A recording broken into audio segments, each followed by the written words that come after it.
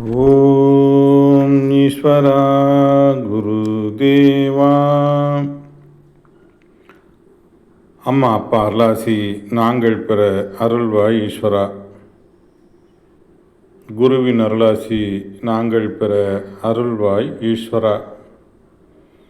குருவின் அருளால் துருவ நட்சத்திரத்தின் பேரருளும் பேரொளியும் எங்கள் உயிர் ஒளி உடல் முழுவதும் படர்ந்து இரத்த நாளங்களில் கலந்து இரத்த நாளங்களில் உள்ள ஜீவ ஆன்மாக்கள் ஜீவணுக்கள் துருவ நட்சத்திரத்தின் பேரருளும் பேரொளியும் பெற அருள்வாய் ஈஸ்வரா.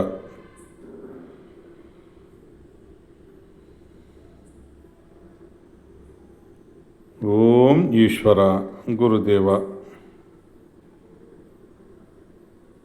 இப்பொழுது நாம் பார்க்க இருப்பது அச்சத்தை போக்கி வீரிய உணர்வை பெறச் செய்தார் குருநாதர். குருநாதர் எம்மை காட்டினுள் இருக்கச் செய்து உணர்வின் இயக்கங்களை அறியச் செய்து இயற்கையின் செயல்களில் உணர்வின் தன்மைகள் எங்கனம் உருமாறுகின்றன என்பதை எமக்கு காண்பித்து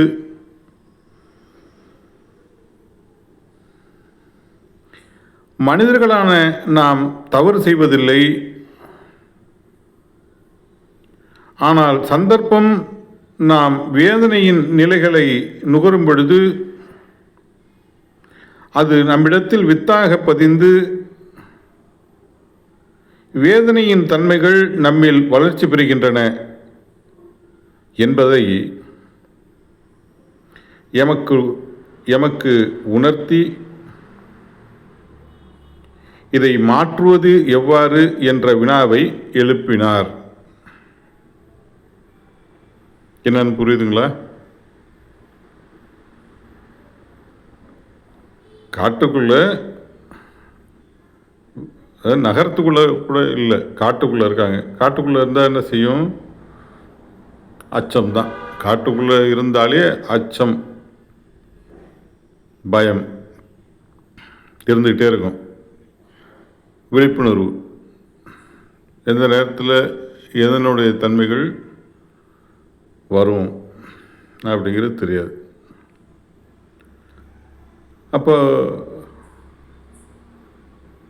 அங்கு நடக்கின்ற நிலைகளை எல்லாம் பார்த்து அந்த வேதனையுடைய தன்மைகள்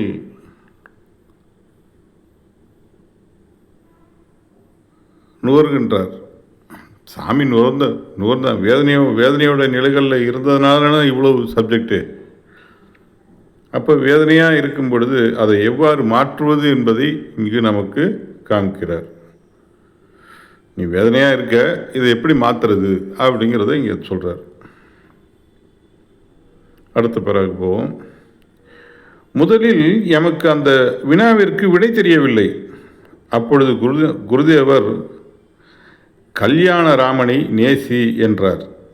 அதாவது தீமைகளை வென்ற உணர்வின் தன்மையை ஒளியாக மாற்றிய அந்த அருள் மகர்ஷிகளின் எண்ணங்களைத்தான் கல்யாண ராமன் என்றார்.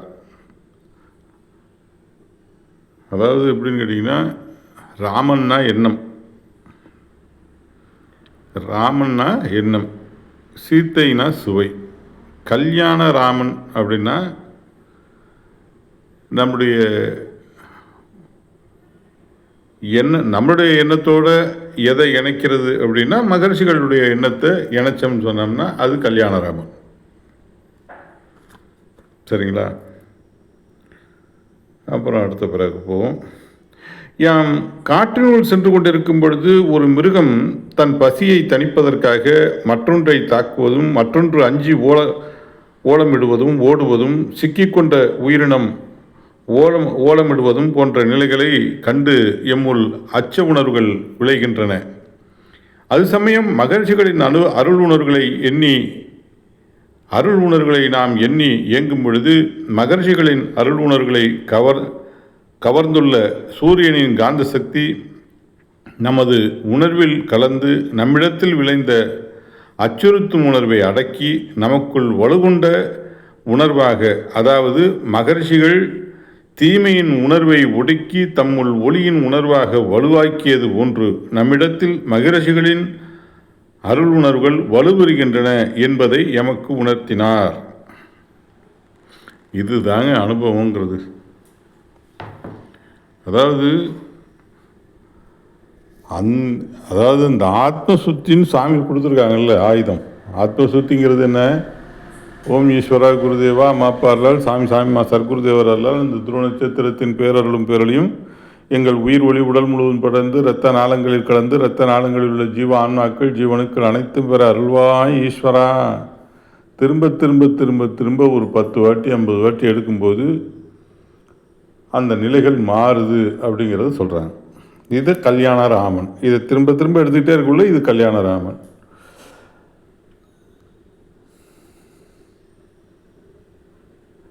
இந்த இடத்துல எவ்வளோ தெளிவாக நமக்கு அனுபவபூர்வமாக அந்த உணர்வுகள் எப்படி அடங்குது, அது எப்படி மாறுது, எப்படி தெளிந்த மனம் கொண்டு வருது அப்படிங்கிறத, அது எப்படி வலுவாகுது அப்படிங்கிறத சாமி தெளிவாக நமக்கு கொடுக்கின்றார்கள்.